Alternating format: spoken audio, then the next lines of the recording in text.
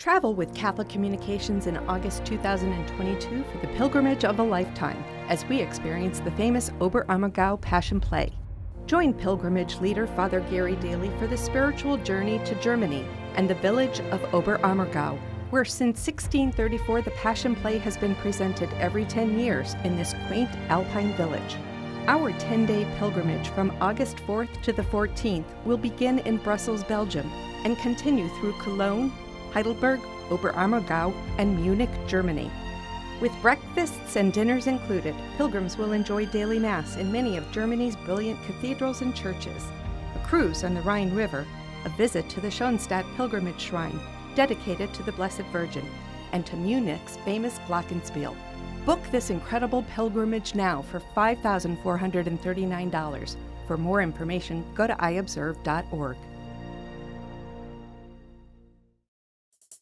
Coming up on this edition of Reel to Reel. I'm Rebecca Drake. I'll take you behind the scenes at the Chalice of Salvation broadcast as a very special host celebrates 40 years on the air. Steve Kiltonic reports on a banner year for the golf team at Pope Francis Preparatory School. And Catholic schools in the diocese receive grants to help meet needs of the future. These stories are coming your way next on Reel to Reel. Hello and welcome to Reel to Reel. The foundation of the Roman Catholic Diocese of Springfield was initiated as a result of the Future of Hope campaign 20 years ago. Since then, a portion of those funds have been providing funding to the Catholic schools in the Diocese of Springfield. The grants have been used in a variety of ways, from providing tuition assistance to unexpected capital expenditures, all with one goal in mind: to meet challenges of the future. This month, the annual distribution was made to all Catholic elementary and high schools. I visited St. Mary's in Lee and St. Thomas in West Springfield to see how these important funds are being put to good use. At St. Mary's Elementary School in Lee, Principal Jennifer Maston says every year she applies for a grant from the foundation of the Diocese of Springfield to be used for something that's above and beyond the school's general operating budget, one that students and staff can benefit from. So this year we chose to upgrade our phone and PA system. So our phone system in the main office doubles as our PA system. With 13 full-time teachers, 5 specialists, and 131 students in preschool through grade 8, St. Mary's School and Parish Rectory have been dealing with an antiquated phone system, says Maston. They received a $20,000 grant over 2 years to use toward a new $30,000 system the school and parish can benefit from. The foundation's grant was a huge help in getting the bulk of the budget for that because, as many people know, that's a very hefty sum of money that is required for that. So this was a huge help for us this year. Maston says parish funds will pay for the balance, and the new system will include 24 phones for classrooms, the library, computer lab, cafeteria, main office, and rectory. Nearly $100,000 in foundation grant monies have been awarded this year. There are 14 Catholic schools in the diocese, and grant requests include things like textbooks, upgrades to technology, and even playground equipment, says Dan Belarjan, superintendent of diocesan schools.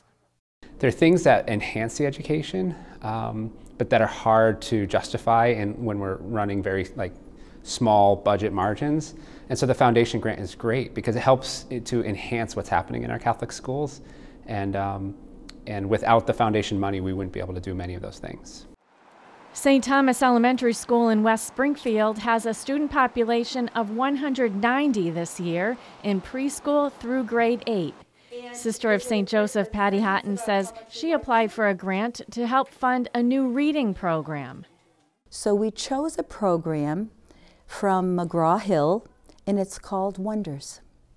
And I think I love it, and they love it too, because it's all about reaching out to the individual students, finding out what they're capable of, and forming those good old-fashioned reading groups. Run, R-U-N, run!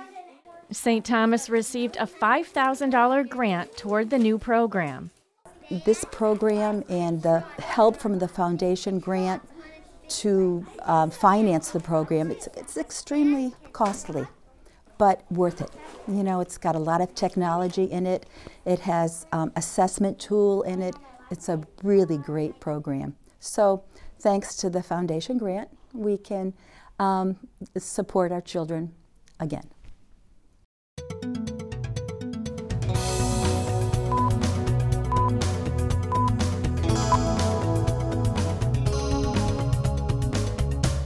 I'm Dan Dumas with your Reel-to-Reel News Briefs. There was much to celebrate at St. Catherine of Siena last weekend. The parish, located in the 16-acre section of Springfield, is marking its 60th anniversary. Kathy Harrington has more.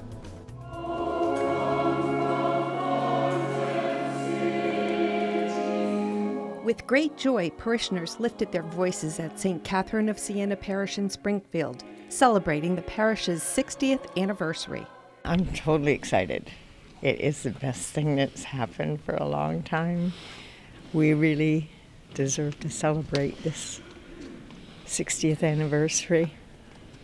It's very special.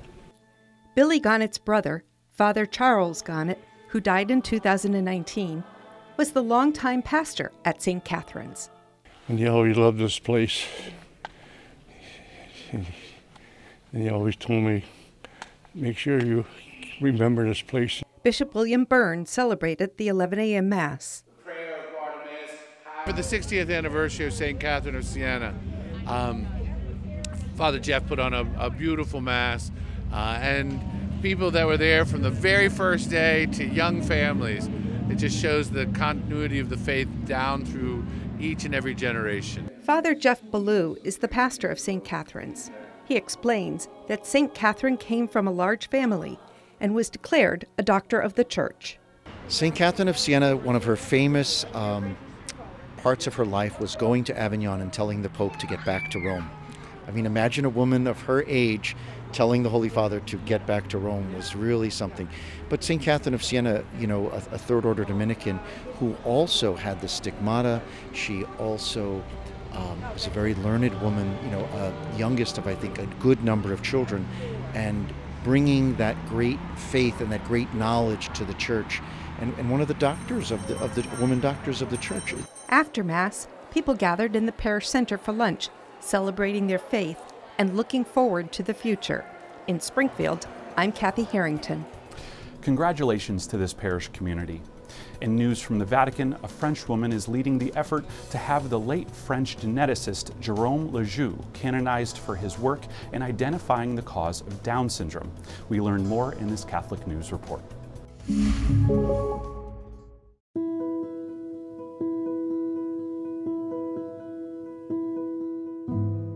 The woman leading the charge to canonize the late French geneticist Jérôme Lejeune said his courage in speaking publicly against abortion made him one of the most important champions of unborn life in the world. Lejeune, who was declared venerable in early 2021 by Pope Francis, is credited with contributing to the discovery of the genetic cause of Down syndrome in the 1950s. According to his sainthood postulator, Aude Dugas, this removed a cultural stigma caused by the belief that the condition was brought on by the sins of the families with children with Down syndrome. Jérôme Lejeune, with his discovery, showed to the world that it was just genetic, and it helped so much the family. Dugas, who recently authored a book on Lejeune's life, said that by the 1970s many doctors were beginning to suggest abortion to mothers with unborn children who had been diagnosed with Down syndrome in utero. In this context, she said, Lejeune became an outspoken defender of life. There is this very important step in his life in San Francisco, where he was to receive the Allen Memorial Award, the best prize for a geneticist in the world. And in front of all the geneticists, the best one in the world, he had the strength, the courage to say that we have to decide what we want to do with the genetics. If we want to use our science, our power to kill these babies, or in the contrary, to cure them. And of course, this is our mission. While Lejeune's cause will need a miracle attributed to his intercession in order to advance toward beatification, Dugas says he is still a prime example of the fearlessness needed in bioethics debates. The reason why he was so strong, why he was free, he was not a friend, but nobody, by nothing, this made him very strong. And this was the reason why he became one of the most important servants of life in the world. And finally, this weekend marks the end of the month of the Rosary. In recognition of this special observance, the Newman Catholic Center at UMass Amherst hosted a rosary making workshop. More than a dozen UMass students gathered on a recent evening to learn more about the making of rosary beads. Led by Nick DeBello, a senior at UMass Amherst and one of Newman's peer ministers, the group learned more about this great devotional practice as well as how to make them themselves. This event is part of a Newman year of construction, as the Catholic Student Center prepares to move across the street in mid-2022 into their brand new facility currently under construction. And remember, you can stay informed on all the latest news in the Catholic Church locally and beyond by logging on to iobserve.org. There you can read articles from our Catholic communications staff, as well as view on-demand episodes of Real to Real. That's iobserve.org. I'm Dan Dumas, and those were your Real to Real news briefs. Thanks, Dan, and there's still much more ahead on Real to Real. Passionist Brother Terrence Scanlon is marking 4 decades as host of the long-running Chalice of Salvation program. Rebecca Drake sat down and spoke with him on this milestone. And Steve Kiltonic recaps a banner year for Pope Francis Prep's golf team. These stories are just ahead on Real to Real. Like Catholic TV on Facebook. Once you're there, you can join in on discussions, make friends with other Catholic TV fans, watch behind-the-scenes videos from the studio, and stay up to date with the Catholic world. All this at facebook.com/CatholicTV.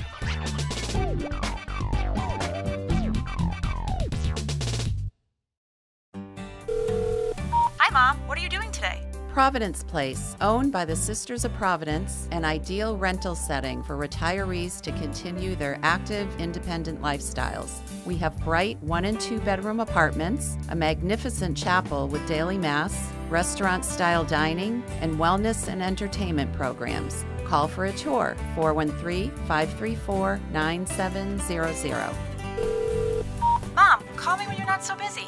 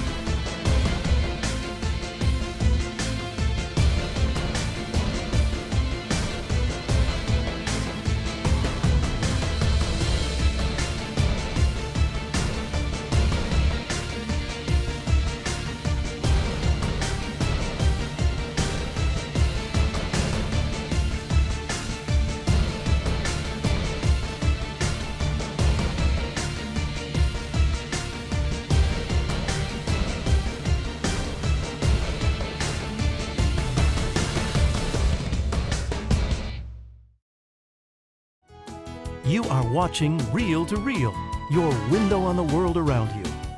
Here again is your Real to Real host, Sharon Roulier. For the last 40 years, Passionist Brother Terrence Scanlon has been a pastoral presence in the homes, hospitals, and nursing home rooms of local Catholics as host of the weekly Chalice of Salvation television Mass. Rebecca Drake recently sat down with Brother Terry as he reflects on the blessings of his ministry to the faithful parishioners who are unable to attend Mass in person.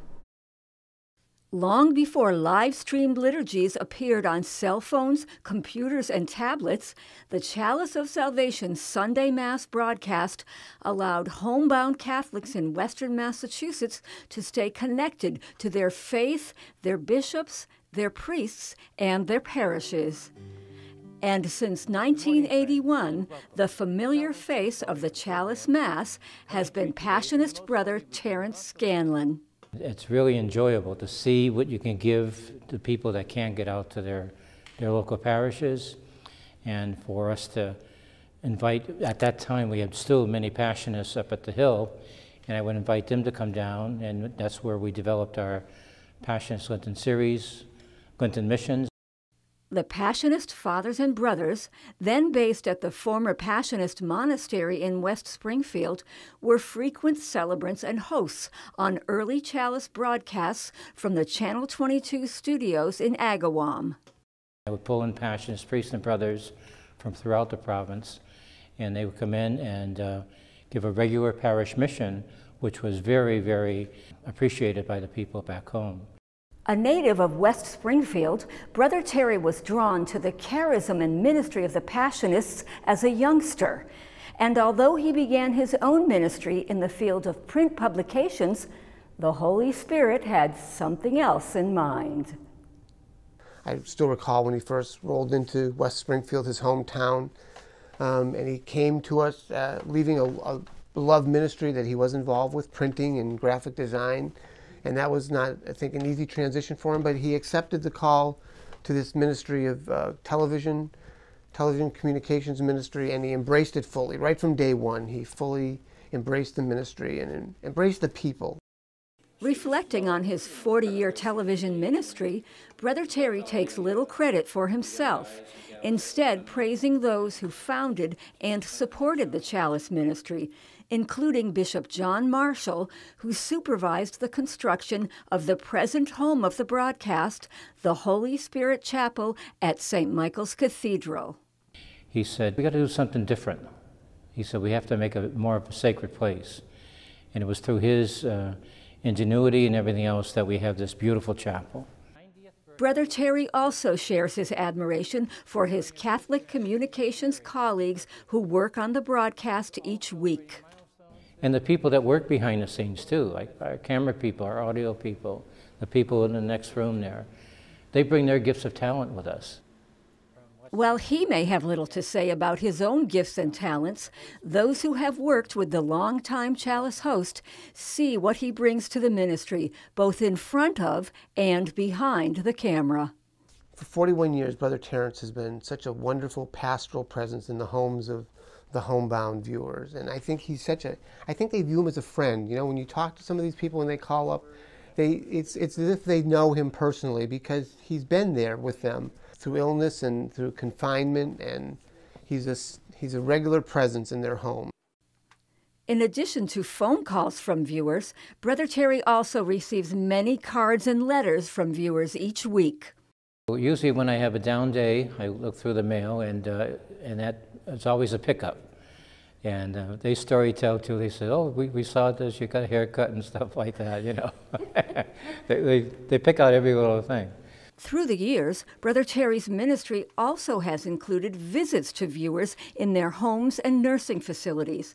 And though the pandemic has halted those for the time being, his focus remains on the homebound viewers. I want to emphasize that he always reminds us that we do this not for ourselves, but we do this for the people at home who have no other opportunity to attend Mass, that this is their Mass. As some will say, we're the largest parish in the diocese based on those who watch Chalice every week. But he is so in tune with those individuals at home, and it's a great thing. It's again, a great blessing. As we celebrate together the 29th Sunday in Ordinary Time. After the many hours of phone calls, arranging for celebrants and music ministers, and writing scripts, Brother Terry's ministry extends to preparing for the Masses, which are now taped on Thursdays. The attention to each person and each detail, he says, is for one important reason. This is one way, together with Reel to Reel, that we show our faith. And we do have that ability through this medium to reach people and to let them understand what our faith is all about and the good times you can have within that faith. Telling the story of the Catholic faith in Western Massachusetts, one broadcast at a time, for 40 years and counting. For Reel to Reel, I'm Rebecca Drake. As he celebrates his special anniversary, Brother Terry also gives thanks to longtime Chalice of Salvation assistant Marie Renaud, who recently stepped down due to health issues. And all of us at Catholic Communications send our best wishes to our colleague, Brother Terry, and our prayers for many more years of ministry as host of Chalice. And viewers on WWLP will get to see a very special Chalice Mass marking this milestone tomorrow morning at 10 a.m. Finally, this fall, the golf team at Pope Francis Preparatory School really enjoyed a stellar season, going undefeated in league play. They were led by senior captain Jaylyn DeBois, the only female on the team, who had all the guys on the team shaking their heads each week with her consistent low scores. Steve Kiltonic was at the Division II state championships and explains how the team fared against the best in the West. On October 18th, Berkshire Hills Country Club in Pittsfield was the setting for the Western Massachusetts MIAA Division II Golf Championship. 12 teams and 73 golfers from across Western and Central Mass vied for the title on a course designed by Golf Hall of Fame architect A.W. Tillinghast, one of the sport's icons in shaping golf's first 50 years in America. The picturesque par 72-hole course was challenging, to say the least. One of the teams in the running for the Western Mass crown was the Pope Francis Preparatory Cardinals, who were coming off one of their best seasons in recent memory. The Red and White finished 12-2 overall and 6-0 in league play. The Cardinals were led by captain and senior Jaylyn DeBois, a two-time league all-star and all-Western Mass selection. She's the only girl on the team. While DeBois was the consistent low scorer throughout the season, the Cardinals' success was a true team effort. All 8 players that were participating in the varsity matches, at one point or another during the season, we used their score. And that's not something that happens a lot in high school golf. So our team really had a lot of depth. We didn't necessarily have superstars other than Jaylyn, but from top to bottom, we had players that were always, capable of posting the low scores we needed. Jaylyn has been playing golf since around 8 and got interested in the sport because of her father, who was her biggest cheerleader, unofficial coach, and best friend. And then he was like, come out to the golf course with me. I had my Barbies in my hand and the golf course. But no, he's the best. He's really supportive, and I'm happy that he got me into it. And probably by the time I was 10, I just started playing in tournaments for fun. And that's when I actually started playing real rounds of golf. Jaylyn's first competitive sport was swimming. And while she excelled in the water, she fell in love with golf and made the transition from pool to fairway. DeBois competes on the boys' team because there are no girls' golf teams in Western Mass. At first, when I was a freshman, I was really nervous because I just thought that they wouldn't like me because I was this girl that came in. Jaylyn's overcame her anxiety and over the past 4 years has put to rest any lingering questions about her ability to go head-to-head with the boys. I'm the oldest one on the team, but they all say I'm their little sister. They all treat me really well. And I've always played with the boys, so I'm just kind of used to having to go against them. And I'll show up to this tournament or boys tournaments and they're really upset that they've had to play with a girl. They've literally said I can't believe I have to play with the one girl in this tournament. But then I always beat them, so. At the girls' Western Mass Championship held at the Wilbraham Country Club in September, DeBois won the girls' title by 8 strokes. At Berkshire Hills, she was the sole girl competing. Jaylyn's one of the most committed golfers I've ever seen. She really has a passion and love for the game, and she's constantly trying to find ways to improve her game. Not only is she a really good golfer, she's a really good person. She's been our team captain and our team leader all year long. She has been giving the players advice and helping them. And Jalen was very instrumental in helping this team grow, and a lot of our victories, she was very instrumental in that. Anziano said that the best part of DuBois' game is her consistent long play off the tee, her approach shots, and when she's really on, her putting. While he's coached some very talented golfers over the years, Jalen ranks up there with the cream of the crop. I put Jalen up with every single one of them. She has consistently shot in the 30s, so I would definitely put her up there as one of the top golfers I've ever coached. And Jalen has kudos for Coach Anziano, or as she calls him, Mr. A. He always keeps you like calm, has positive energy. There's been many rounds that have been saved because I'll get really upset and he just is right there to be like, Jalen, you're a good golfer, stop stressing out. And he saved me plenty of times, yeah. Heavenly Father, we thank you so much for the wonderful talent and commitment and desire that we've put into this season. We thank you for the success we've had. And we just ask you to keep us calm and help us remember everything we've ever learned about golf so we can apply it to our games today. The Cardinals had high hopes coming into the tournament, but the conditions were less than ideal, and the golfers had to contend with the cold, wind, and rain throughout the match. The Cardinals finished a disappointing tied for 7th, 19 strokes behind overall champion Leominster. The conditions of the course were tough. This was the first time all season we actually played golf in cold weather.